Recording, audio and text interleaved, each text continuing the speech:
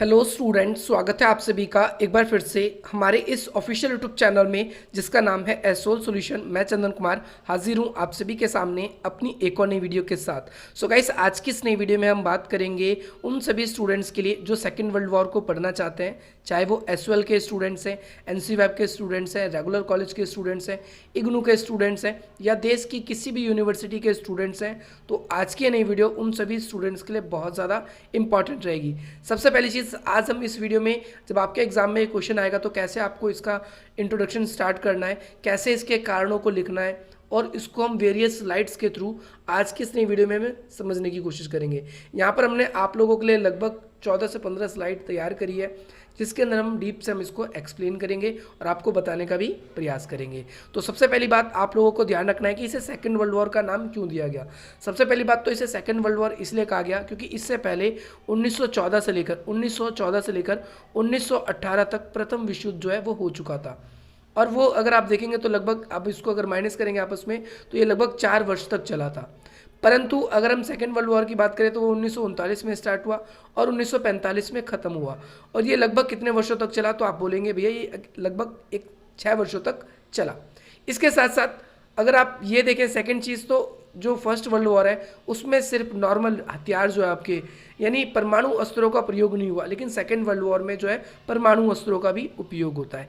कैसे शुरू हुआ, क्या घटना थी, क्या घटना नहीं थी, डिटेल वाइज आज की इस नई वीडियो में हम स्टार्ट करेंगे। चलिए ज़्यादा देर न करते हुए आज की अपनी इस वीडियो को हम स्टार्ट करते हैं। सबसे पहली बात तो आज की इस नई वीडियो से आप लोगों को इतनी वैल्यू मिलेगी और आप लोगों को कोई और आंसर देखने की कोई भी आवश्यकता नहीं पड़ेगी। तो चलिए ज़्यादा देर न करते हुए आज की अपनी इस वीडियो को हम स्टार्ट करते हैं।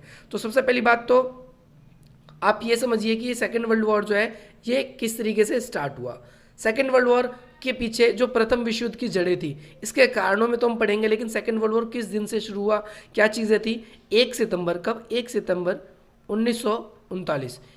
इस दिन क्या हुआ कि जर्मनी ने पोलैंड पर हमला किया। जर्मनी ने क्या किया? पोलैंड पर हमला किया।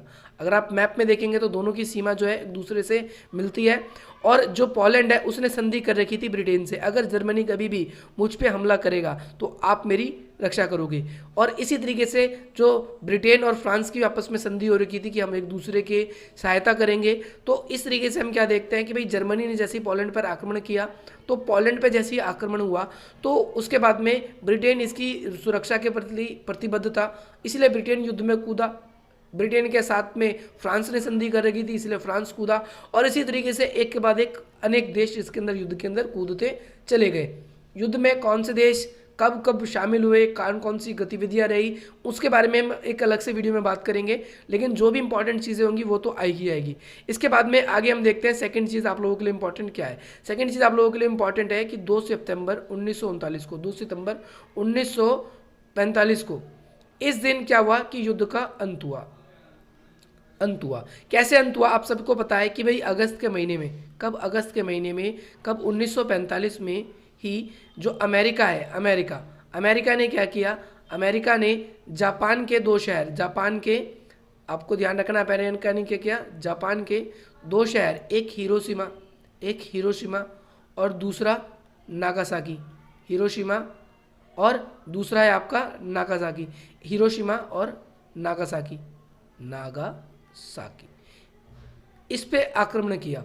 किससे? परमाणु बम से। एक पे लिटिल बॉय से तो दूसरे से फैटमैन पे। इसके बाद में जापान ने घुटने टेक दिए और सेकंड वर्ल्ड वॉर जो है वो खत्म हो जाता है।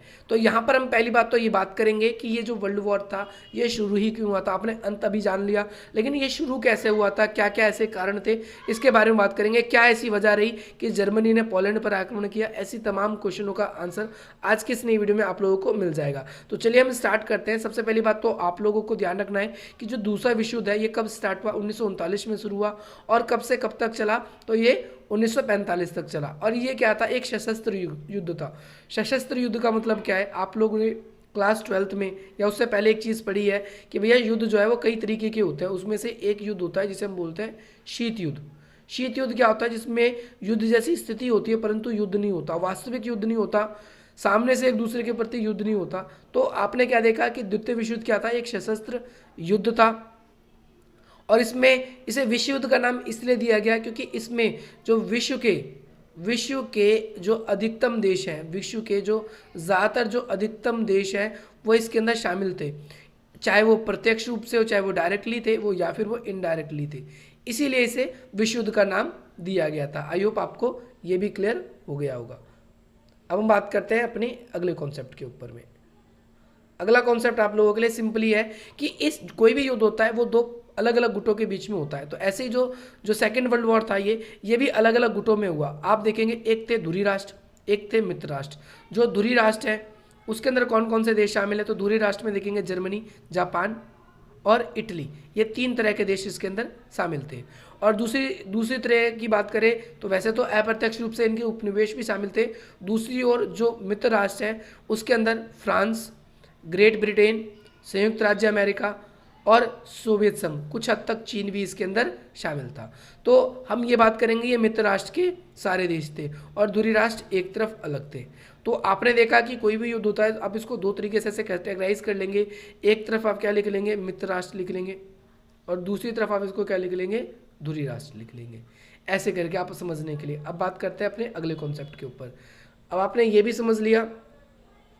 अब ये इतिहास का सबसे बड़ा संघर्ष था। इतिहास का सबसे बड़ा संघर्ष क्यों है, क्योंकि इससे पहले 1914 से लेकर 1918 तक प्रथम विश्व युद्ध हुआ था, वो सिर्फ 4 वर्षों का था। क्या था, 4 वर्षों का था। परंतु हमने क्या देखा कि इतिहास का सबसे लंबा संघर्ष क्यों था, क्योंकि ये लगभग 6 साल तक था।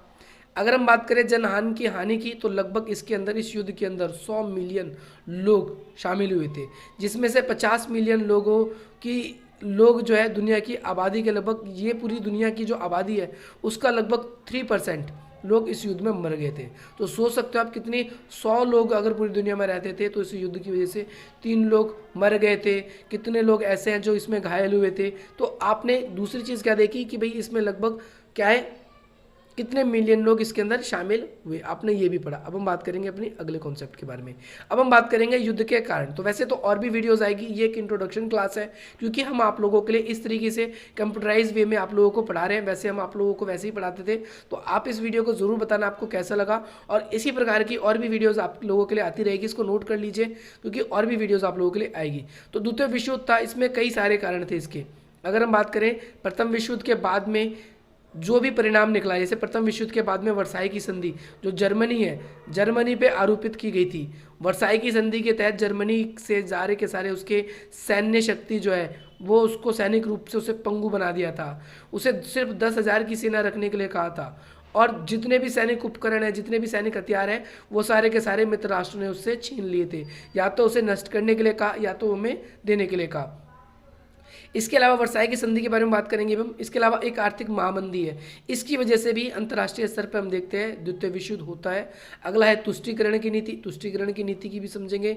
जर्मनी और जापान में सैन्यवाद का उदय, यानी जर्मनी में आप सबको पता है कि हिटलर का उदय होता है, हिटलर का, जिसे हम नाजीवाद के रूप में देखेंगे। और साथ ही साथ जो राष्ट्र संघ है उसकी असफलता होती है, और इस वजह से भी क्या होता है कि ये जो सेकेंड वर्ल्ड वॉर है वो होता है। अब हम एक एक करके स्लाइड्स के थ्रू सभी पॉइंटों के बारे में हम बात कर लेते हैं। सबसे पहला पॉइंट है वर्साई की संधि। तो भाई वर्साई 1919 में क्या हुआ, पेरिस में, आपको याद रखना है पेरिस में शांति सम्मेलन, क्या पेरिस में शांति सम्मेलन बुलाया गया। और ये शांति सम्मेलन क्या था, इस शांति सम्मेलन के तहत ये बात कही गई कि विश्व स्तर पर हम क्या करेंगे, सुरक्षा को बहाल करेंगे। और विश्व स्तर पर सुरक्षा को बहाल करने के लिए पेरिस में शांति सम्मेलन बुलाया गया। युद्ध क्यों हुआ उसका कारणों को ढूंढा गया, और भविष्य में किस तरीके से जो युद्ध नहीं होंगे उसको भी रोकने के लिए इस पेरिस शांति सम्मेलन में अमेरिका के जो राष्ट्रपति थे वुडरो विल्सन, उन्होंने अपने क्या किए थे, 14 सूत्र दिए थे। हमने उन 14 सूत्रों के बारे में भी बात कर ली। अगर आप लोगों ने वो वीडियो नहीं देखी है तो आप देख सकते हैं। अगर आप सर्च करेंगे 14 सूत्र बाय एसोल सॉल्यूशन वुडरो विल्सन के, तो वो आपको मिल जाएगा। अब तक हज़ारों स्टूडेंट्स ने उनको देख चुके हैं। तो प्रथम विश्व युद्ध में आप सबको पता है कि मित्र राष्ट्र की विजय हुई थी, और सेकंड वर्ल्ड वॉर में भी मित्र राष्ट्र की विजय हुई थी। लेकिन उस समय जो जर्मनी था प्रथम विश्व युद्ध में हारा था, और सेकंड वर्ल्ड वॉर में भी हारा था। और ये देखा गया कि जर्मनी जो है बहुत ही अग्रेसिव नीति का है। जर्मनी की वजह से ही भविष्य में युद्ध होते हैं, प्रथम विश्व युद्ध में ये देखा गया। तो जर्मनी को पूरी तरीके से पंगु बनाने के लिए भविष्य में ये फैसला लिया गया कि जर्मनी पर एक वर्साई की संधि थोपी जाएगी। इस वर्साई की संधि के तहत जो जर्मनी का उस समय का जो राजा था केसर विलियम द्वितीय, उस पर आपराधिक मामले का केस लगाया गया। उस पर केस लगाने के बाद में उसे अंतर्राष्ट्रीय न्यायालय पर, अगर हम अंतर्राष्ट्रीय स्तर पर देखें तो भाई उसे फांसी की सज़ा दी गई। और साथ ही साथ उस पर जर्मनी पर सैनिक रूप से, आर्थिक रूप से, राजनीतिक रूप से, अलग अलग रूप से इस पर क्या किए गए, प्रतिबंध लगाए गए। प्रतिबंध क्या लगाए गए थे मैं आप लोगों को बताता हूँ। आर्थिक रूप से प्रतिबंध ये लगाया गया कि प्रथम विश्व युद्ध में जितना भी खर्चा हुआ है उन सबका खर्च क्या करेगा, जर्मनी देगा। जर्मनी के सारे उपनिवेश छीन लिए जाएंगे, जर्मनी की सारी सेना भंग कर दी जाएगी। उसको सिर्फ 10,000 सैनिक रखने का अधिकार था। उससे जितने भी उसके बंदरगाह थे, हथियार, टैंक, पनडुब्बी, सब कुछ छीन लिया गया था। राजनीतिक में यह था कि भविष्य में कभी भी जर्मनी किसी दूसरे देश से अपने संबंध स्थापित ना कर पाए, इस चीज़ के लिए भी उसे क्या किया गया था, गलत ठहराया गया था। देखो क्या है कि इस संधि के तहत जर्मनी में जो युद्ध को दोषी मानकर उस पर आर्थिक दंड लगाया गया, उसको आर्थिक जुर्माना लगाया गया। उसके जितने भी खनिज संसाधन, जितनी भी इंडस्ट्रीज थी, वो सारी की सारी उससे ले ली गई थी, छीन ली गई थी, और उसे सीमित सैनिक रखने के लिए प्रतिबद्ध किया गया। ये जो वर्साई की संधि थी, ये एक अपमानजनक संधि थी, और जर्मनी जो है उसके राष्ट्र को कभी भविष्य में विकास ना कर पाए, इसीलिए इस तरीके की संधि, आरोपित संधि उस पर थोपी गई थी। तो आप इस तरीके से इसको लिख लेंगे। सेकंड पॉइंट हम देखेंगे, राष्ट्र संघ की असफलता। राष्ट्र संघ क्या था, तो आप लोगों को ध्यान रखना है कि पेरिस शांति सम्मेलन में कई तरीके की संधियाँ की, उसमें से यूएन को बोलते हैं हम लीग ऑफ नेशन। क्या बोलते हैं, लीग ऑफ नेशन। इसकी भी स्थापना की गई, नेशन। इसके तहत क्या किया गया था, लगभग इसमें आप देखेंगे कि 50 से अधिक देश, 50 से प्लस देश शामिल थे, लेकिन इसमें अमेरिका शामिल नहीं था। लीग ऑफ नेशन जैसे आज हमारे सामने यूएनओ है, आपने क्लास 12th में पढ़ा होगा कि यूएनओ लीग ऑफ नेशन का ही पुनर्रूप है। तो भविष्य में कभी युद्ध ना हो, इसीलिए 1919 में लीग ऑफ नेशन अंतर्राष्ट्रीय संगठन के रूप में विश्व में शांति बनाए रखे, इसके लिए इसकी स्थापना की गई। परंतु जिस उम्मीद से इसको स्थापना किया गया था, ये भविष्य में 1939 में जो सेकेंड वर्ल्ड वॉर है उसको नहीं रोक पाया। सेकेंड जो वर्ल्ड वॉर है उसको नहीं रोक पाया, और भविष्य में हम देखते हैं युद्ध हो गया। इस संगठन के जो सारे देश थे वो सब स्वार्थी थे। अमेरिका जैसा ताकतवर देश इस संगठन से बाहर रहा।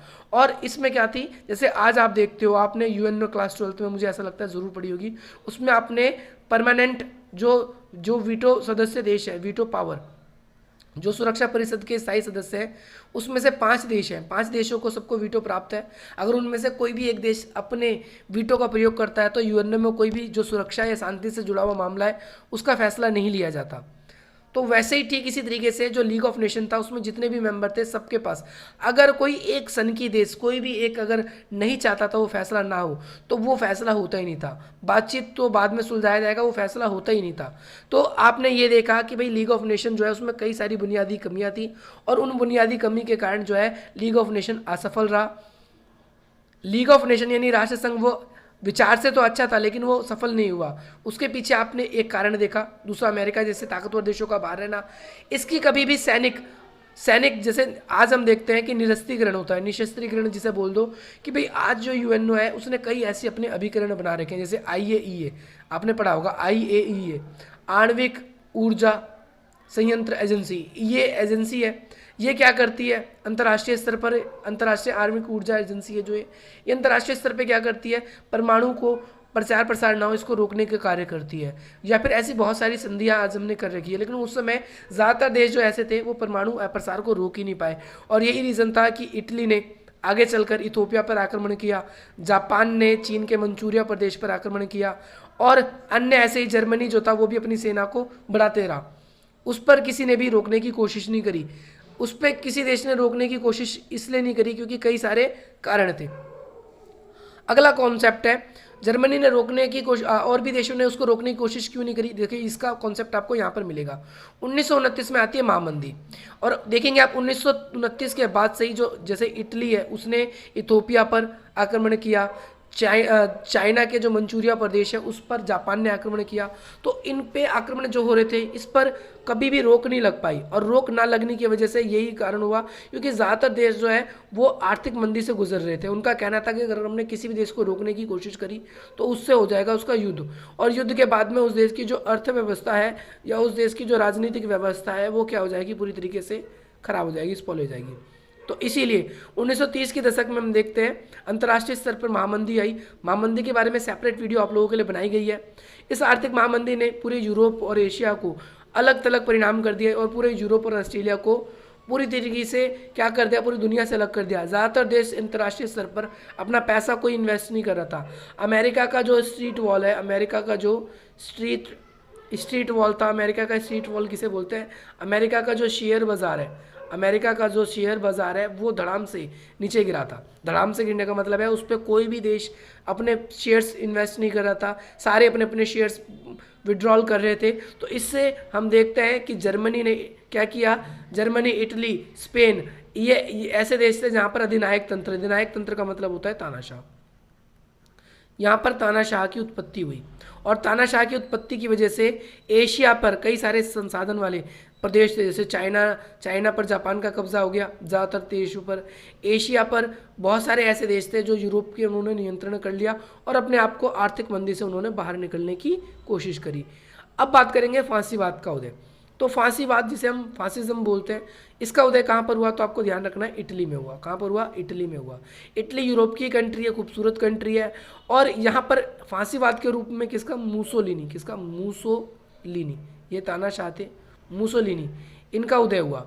और इसके बाद में आगे चल के जर्मनी में जिस तरीके से जर्मनी में हम देखते हैं हिटलर का उदय होगा। तो इन्होंने धीरे धीरे ना केवल पूरी की पूरी इटली, क्योंकि इटली जब 1918 में मित्र राष्ट्रों के साथ युद्ध जीता था तो इसको बहुत सारे प्रॉमिस किए गए थे कि हम युद्ध में अगर आप हमारा साथ दोगे तो हम आपके लिए ये करेंगे, आपकी मदद करेंगे। परंतु आगे चल के हम देखते हैं ऐसा कुछ भी नहीं हुआ।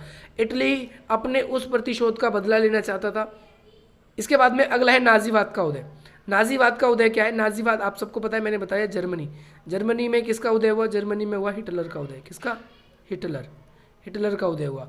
और उनकी एक पार्टी थी जिसका नाम है नात्से पार्टी और उनकी विचारधारा थी नाजीवादी। ये भी फांसीवाद से मैच खाती है क्योंकि ये भी तानाशाह थी। और जर्मनी में नेशनल सोशलिस्ट पार्टी जिसे नाजी बोलते हैं, पार्टी ने एडोल्फ हिटलर ने इसका नेतृत्व किया और नात्सेवादी जो विचारधारा है इसको पूरे विश्व में प्रचार प्रसार करने की कोशिश करी।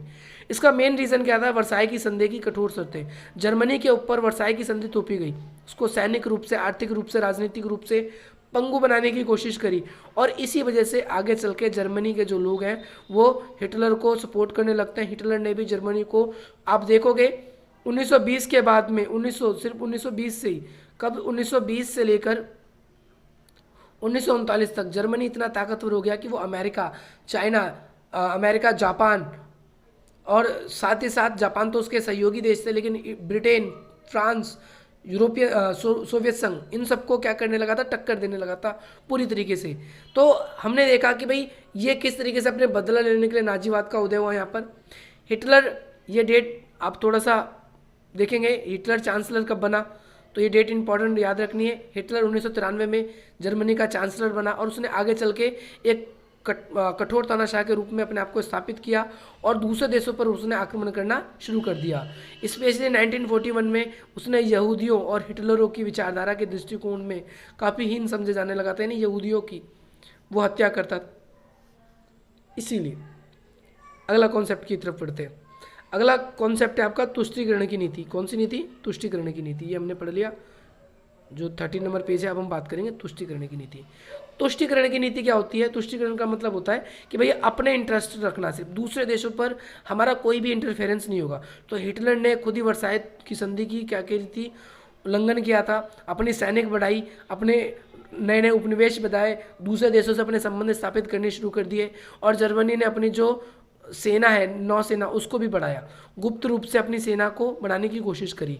हिटलर की गतिविधियों के बारे में ब्रिटेन और फ्रांस को पता था, परंतु उन्हें लग रहा था कि जर्मनी काफ़ी मजबूत है और रूस में साम्यवाद का प्रसार को वही रोक सकता है। इससे क्या होगा, ये दोनों आपस में, रूस और जर्मनी दोनों हैं वो आपस में लड़ जाएंगे और क्या होगा, एक तीर से उनके लिए दो निशाने हो जाएंगे। इस तुष्टीकरण की नीति में अगर आप देखेंगे तो म्यूनिख समझौता क्या है कि गुप्त रूप से संधियां करनी शुरू हो गई थी। 1938 में ही इसका उदाहरण मिलता है। इस समझौते में ब्रिटेन और फ्रांस ने जर्मनी और चेकोस्लोवाकिया और उसके प्रवेश क्षेत्र में अनुमति दे दी थी। यानी गुप्त रूप से जहाँ पर जर्मनी भाषा लोग बाग बोलते थे। कहाँ पर? चेकोस्लोवाकिया, याद रखना है। किसने? ब्रिटेन ने और फ्रांस ने जर्मनी को अनुमति दे दी। इससे जर्मनी का हौसला बुलंद हुआ और उसने नए नए प्रदेशों पर हमला करना शुरू कर दिया और जर्मनों ने वादा किया कि वह चेकोस्लोवाकिया या किसी अन्य पर आक्रमण नहीं करेगा। लेकिन जर्मनी ने आगे चलकर मार्च कब 1939 में इस वादे को तोड़कर चेकोस्लोवाकिया पर क्या कर दिया? उसने आक्रमण कर दिया। देने के बाद भी वहाँ पर ज़बरदस्ती, और इसके बाद में ब्रिटेन और फ्रांस द्वारा सैनिक कार्रवाई नहीं की गई। इसके बाद में आगे चल के जर्मनी ने क्या किया? पोलैंड पे भी हमला किया। किस पे? पोलैंड पे भी हमला किया। और पोलैंड पे हमला करने के बाद में हम ये देखते हैं कि इसके बाद हम देखते हैं कि हम पोलैंड पे हमला हुआ और पोलैंड पे हमला होने के बाद में जो जर्मनी हैगा, जर्मनी अपने आप की स्थिति को काफ़ी ज़्यादा सुदृढ़ कर लेता है और इसी तरीके से जो एक के बाद एक देश जो है इस युद्ध में खिंचते चले जाते हैं। और भी वीडियोस आएगी, और भी तरीके से मैं इसको आपको एक्सप्लेन करने की कोशिश करूँगा। ये आप लोगों के लिए डीप से पढ़ा और इससे भी ज़्यादा डीप से मैं आप लोगों को बताऊंगा जितना आपके क्लास के टीचर भी नहीं बताएंगे। तो अगर आप लोगों को ये वीडियो पसंद आए तो आप इसे लाइक करें, अधिक से अधिक मित्रों तक शेयर करें और हमारे इस चैनल को सब्सक्राइब करें ताकि अगली वीडियो जब भी आप लोगों के लिए हमारी ओर से आए तो उसका लाभ आपको सबसे पहले मिल सके। चलिए गाइस, मिलता हूं आपसे अपनी अगली वीडियो में। जय हिंद, जय भारत।